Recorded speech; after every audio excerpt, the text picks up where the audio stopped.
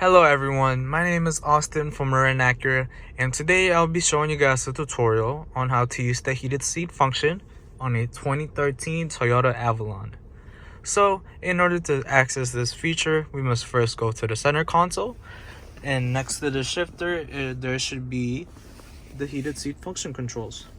So in order to use these functions, we must first press the button to pop it up like that. And then if you would like to turn it on, just go clockwise.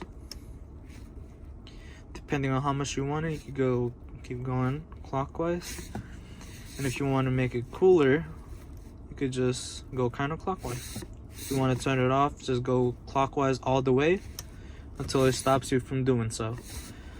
Same goes to the passenger. They could do clockwise, and if they like that setting, they could just press it down like that.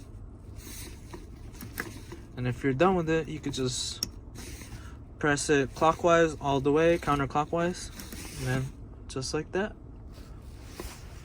And yeah, this is it for this tutorial. My name is Austin from Marin Acura, and thank you guys for watching.